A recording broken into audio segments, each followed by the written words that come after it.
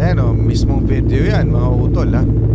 Actual video yan, 887. Gray ship na to, ibig sabihin mga warship talaga yan. Chinese Navy na yan. Ayan o, flag nila. May flagship, di ba?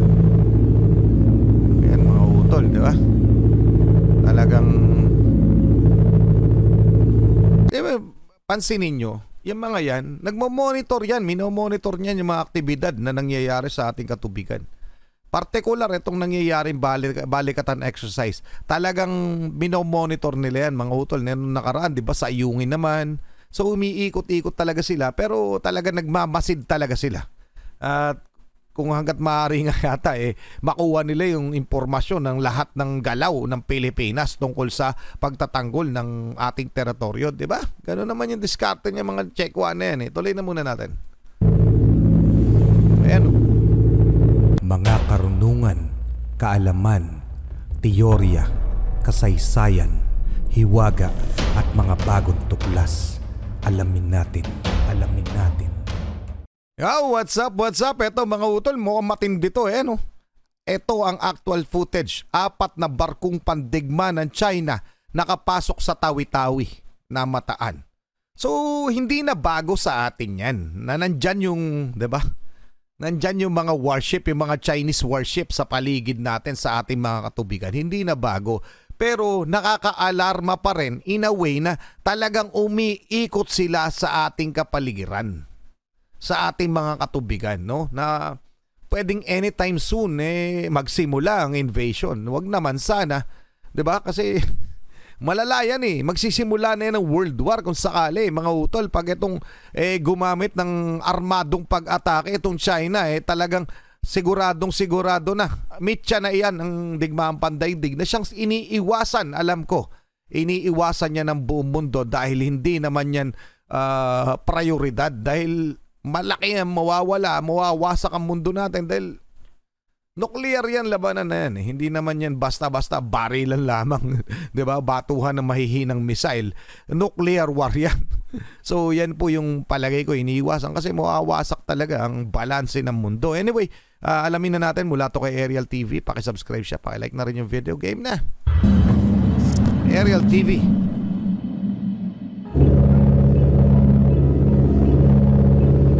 Ayan na nga, actual footage yan. Magandang araw mga ka-Aerial Defense, may ibabahagi na naman ako sa inyo dahil ngayong araw na ito ay may bagay tayong pag-uusapan. 4 na barkong pandigma ng China na Mataan nakapasok sa Tawi-Tawi. Pero bago tayo magpatuloy, huwag mo muna kalimutan mag-like, share, and subscribe. Paki-follow at like muna ng aming page na nasa description na ang link. 4 na barkong pandigma ng China ang nakita noong Huwebes na dumaraan sa Sibutu Passage sa labas ng Tawi-Tawi, na iniulat na sapat na malapit para matukoy ng mga residente ng mga komunidad sa baybayin ang kanilang mga hull number at kumuha ng malinaw na mga larawan at video. Ayan o, mismong video yan mga utol ha. Actual video yan, 887. Gray ship na to, ibig sabihin mga warship talaga yan. Chinese Navy na yan. Ayan o, flag nila. May flagship, di ba?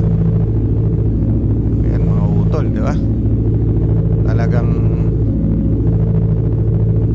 di ba, pansinin nyo, yung mga yan, nagmo-monitor yan, minomonitor niyan yung mga aktibidad na nangyayari sa ating katubigan. Partikular itong nangyayaring balikatan exercise. Talagang minomonitor nila yan, mga utol. Nung nakaraan, di ba, sa Ayungin naman. So, umiikot-ikot talaga sila, pero talaga nagmamasid talaga sila. At kung hanggat maaari nga yata, makuha nila yung impormasyon ng lahat ng galaw ng Pilipinas tungkol sa pagtatanggol ng ating teritoryo. Di ba? Gano'n naman yung diskarte niya, mga Chekwa na yan. Tuloy na muna natin. Ayan o. 4 hindi lang isa. Grabe, lalaki. Ipin mo, umiikot sa, di ba? Kumbaga, ano na yan, threat na talaga yan, totoo. Yung mga, Batay sa mga larawang kuha, nakilala ang mga barkong pandigma ng China sa pamamagitan ng kanilang bow number na 887, 552, 174 at 105, at lahat ay armado. Ang ilang mga tauhan ng militar ay kumuha ng mga larawan ng mga barko ngunit tumanggi na magbahagi ng impormasyon. Ang presensya ng Chinese naval vessels ay nagdulot ng alarma sa mga residente ng Tawi-Tawi, na nagpahayag ng pangamba sa paglala ng isyu sa West Philippine Sea, ngunit sinabi ng Philippine Navy sa pamamagitan ng tagapagsalita nito para sa West Philippine Sea Commodore na si Roy Vincent Trinidad, na batay sa impormasyong makukuha, ang mga barkong pandigma ng China ay naglalakbay sa ilalim ng Innocent Passage. Kinumpirma ng Armed Forces of the Philippines Western Mindanao Command ang Innocent Passage ng 4 na People's Liberation Army Navy vessels sa pamamagitan ng Sibutu Passage mula sa Tawi-Tawi, ayon sa ulat nitong linggo. Batay sa United Nations Convention on the Law of the Sea, itinuturing ang pagdaan na innocent kung hindi ito prejudicial sa kapayapaan, kaayusan, o seguridad ng coastal state na may jurisdiksyon sa lugar. Ayan mga utol, malinaw yun ha. Kinumpirma yan ng Armed Forces of the Philippines na innocent passage. Okay, dumadaan lamang sila. So wala po silang pakay na masama, pero hindi pa rin matatanggal sa ating mga kababayan na mag-alarma dahil warship yung mga dumadaan sa ating katubigan. Tingnan natin tong GMA News Online, no? Yung post nila tungkol dyan. Teka lang, tanggalin muna natin to. Ba tayo mo matanggal? Anong nangyari sa'yo? Ayan, no? Oh, sabi ng GMA News Online, AFP confirms innocent passage of 4 China Navy ships of Tawi-Tawi. Okay? Ito lamang yan May 5. Okay? The Armed Forces of the Philippines Western Mindanao Command confirmed the innocent passage of 4 People's Liberation Army Navy vessels through the Sibutu Passage of Tawi-Tawi.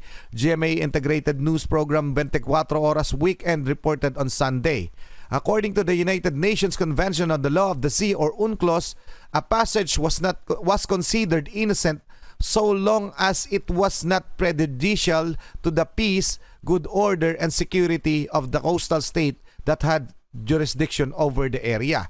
So pag kung hindi nakaka-apekto sa kapayapaan, sa order at sa seguridad, matatawag o makukonsidera na innocent passage. So palagay ko yun lang yung ginawa nung Navy warship. Pero sa totoo lang mga utol, yung mga pag-ikot-ikot na yan, pagmamonitor yan, diba? Kahit na innocent passage yan, pagmamonitor yan. Okay? So wala namang nangyaring kakaiba pero diba, nakaka-alarma pa rin kasi nandyan sila mga warship yan, mga utol, hindi naman yan white ship yung mga ginagamit ng Coast Guard nila. Okay, o maritime vessels nila. Tuloy na muna natin. Noong Lunes ay pinigilan ni Pangulong Ferdinand Marcos Jr. ang mga panukalang maglagay ng mga water cannon sa mga sasakyang pandagat ng Pilipinas na nagpapatrolya sa West Philippine Sea. No, what we are doing is defending our sovereign rights and our sovereignty in the West Philippine Sea. And we have no intention of attacking anyone with water cannons or any other such offensive, I would have to call them weapons dahil nakaka-damage na. So no, that is not something that's in the plan. The last thing we would like was to raise the tensions in the West Philippine Sea. That's the last thing, and that will certainly do that. So hindi natin gagawin.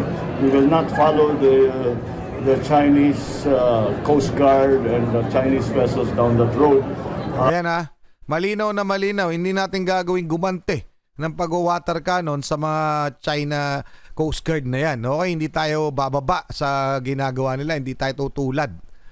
Diba? Mga utol, magandang aksyon yan. Kahit na alam ko bad trip na kayo. Tama yun. Tama yung desisyon ng ating Pangulo doon. Because it's simply Yan yung rason. it is not the mission of our Navy, our Coast Guard to start or to increase tensions. Their mission is precisely the opposite. Ayan, is to lower tensions. Lower that's tension. right. So that's why hindi tayo wala tayo. All we do is pagka nangyayari, water cannon yung mga barko natin, ay nagpapadala tayo ng demarche, nagpapadala tayo ng sulat sa China and the other stakeholders. So that would be the opposite of what we are trying to achieve. Would be to put some kind of any kind of cannon on our ships. Thank you, Mr. Alright? President. Sige. Sa isang ambush interview sa Pasay City tungkol sa kanyang reaksyon sa naturang mga plano, sinabi ni Marcos na hindi pwede. Sinabi ni Marcos na hindi susunod ang Pilipinas sa yapak at ginagawa ng Chinese Coast Guard. nanindigan ng Department of Foreign Affairs na hindi pumasok ang Pilipinas sa New Model Agreement sa China kaugnay sa Ayungin Shoal. Oh. Sa isang statement, sinabi ng DFA na wala itong alam sa anumang New Model Arrangement na tinutukoy ng Chinese Embassy. Sinabi pa ng ahensya na anumang kasunduan o arrangements ay maaari lamang gawin kapag ito ay autorisado ng pinakamataas na opisyal sa gobyerno. Nagpapakita rin aniya ang kapwa pagtanggi ang DND at National Security Council sa umano'y existence ng anumang informal arrangement sa Ayungin Shoal na kasinungalingan lang ang narrative ng China. Dapat din aniyang itigil ng China ang pagpapakalat ng naturang disinformation o insinuation laban sa mga opisyal ng Pilipinas, na lumilikha ng kalituhan sa mamamayang Pilipino at sa tunay na issue na kagagawa ng walang basehang claims ng China at mga agresibong aksyon nito sa naturang karagatan. Ayun nga mga utol, di ba? Naglalabas sila ng false claim o false information o fake news na meron tayong arrangement sa kanila. O ang Pilipinas at China, di umano mula sa China may special arrangement daw pagdating din sa issue ng West Philippine Sea. Pero yan ay po'y nilinaw na ng ating gobyerno na walang kahit ano. Naglabas na ng statement ng Secretary of Defense, naglabas na ng statement ng Department of Foreign Affairs, naglabas na, 'di ba? Pero sinasabi nitong Ambassador Wang Xilian na to na meron. Pero ako na mismo maglilinaw sa dami na ng nilabas at mga balita, wala po. Wag po kayong magpapalito. Kasi yung mga fake news na nagsasabi na meron tayong special arrangement sa China ay wala po. Ukol sa dyan sa West Philippine Sea sa kung ano pa man. Okay? Malinaw yan mga utol. Wag po tayong magmapaniwala. Sabi nga ni Jay Tariela, dapat nga daw, sabi niya, dapat daw yung mga media news outlet natin hindi na nagpapalabas. Hindi na binabalita yung mga yon na meron daw kiniklaim ang China na meron tayong special arrangement sa kanila. So wala po ha. Uulitin ko ha. Ito'y legit na, no? Nilabas ng statement ng Department of Foreign Affairs at mismong si Gibo Teodoro at si Commodore J. Tariela, ang spokesperson ng PCG, ay nagsabi na wala tayong kahit anong arrangement sa China pagdating sa West Philippine Sea. Okay? Napakalinaw niyan. Inihayag din ng DFA na masigasig na naghahanap ang Pilipinas ng paraan para mapahupa ang tensyon sa China sa pamamagitan ng nalikhang diplomatic channels, kung talaga aniyang seryoso ang China na maayos na mapangasiwaan ang pagkakaiba sa isyu sa karagatan. Hinimok nito ang China na ikonsidera ang imbitasyon ng Pilipinas na mag-convene sa susunod na pagpupulong ng bilateral consultation mechanism sa disputes waters sa lalong madaling panahon. Ang pahayag na ito ng DFA ay tugon sa inilabas na statement ng hindi pinangalanang tagapagsalita ng Chinese Embassy sa Maynila noong Sabado, na nagkasundo umano ang China at Pilipinas sa pamamagitan ng AFP Western Command sa umano'y new model sa pamamahala sa sitwasyon sa Ayungin Shoal noong unang bahagi ng 2024. Pinaplano ng China na magtayo ng isang struktura sa pagitan ng Pagasa Island at Subi Reef sa West Philippine Sea, sa desperadong hangarin nito na baligtarin ang desisyon sa 2016 Arbitral Award na nagpapawalang bisa sa claims ng China. Ito aniya ang dahilan kung bakit gumagawa ng mga kwento ang China tungkol sa West Philippine Sea, kabilang ang kamakailang claim ng Chinese Embassy na inaprubahan umano ng DND at NSC ang isang new model o common understanding sa China, kaugnay sa resupply mission ng Pilipinas para sa mga nakaistasyon na tropa ng bansa sa BRP Sierra Madre sa Ayungin Shoal. Subalit Ayan mga utol, malinaw yan. Statement na to ng National Security Advisor Eduardo Año na wala tayong kahit anong understanding sa China ha. Yan. Tsaka yung pinalalabas nila, ang dami, diba? Yun, narinig nyo naman. Grabe, no? Magplano nila magtayo na naman sa Pag-asa Island, Subi Reef, sa pagitan, no? Magtatayo na naman sila ng panibagong post o artificial island. Grabe, wag tayong magpapapaniwala sa mga yan. Lintik talaga no? Well, anyway, pangako tututukan natin to, pero yun nga, uulitin ko lamang, wala po tayong kahit anong new model na sinasabi o arrangement dyan sa China na nagsasabi na pabayaan na yung Chinese na mga siwa dyan, di ba? Anyway, napakalawak nung sinasabi nila. Kumbaga, parang totally binibigay nila, parang sa pahayag ng Chinese Embassy o ng China, binibigay na nila natin ng Pilipinas ang karapatan. Yung paggalaw dyan sa West Philippine Sea, parang napakalaking kalokohan naman no, na pumayag kung sino man sa ating gobyerno. 'Diba? Okay mga utol, malinaw po yan. Nililinaw ko lang ha. Para lamang hindi tayo maligaw, wag po tayo maniniwala sa mga pinagsisabi ng mga Chekwa na yan patungkol sa ating mga teritoryo. Okay? Hindi ko sinasabi nilang lahat. Basta lamang tungkol o sa issue natin sa West Philippine Sea. Doon lamang po. Yung mga labas ng ating gobyerno lamang ang ating paniwalaan dito. Hindi yung mga sinasabi nitong mga Chekwa na to na parang... Well, anyway, hanggang doon lang muna. Maraming salamat kay Ariel TV. Maraming salamat sa inyo. Muli ako sa Target Achilles and we have the Real South Production. Ay, nagpapasalamat sa walang sawa niyo pagsuporta. Kayo mag-iingat. Keep safe. God bless at saludo po ako sa inyo lahat. Maraming salamat po.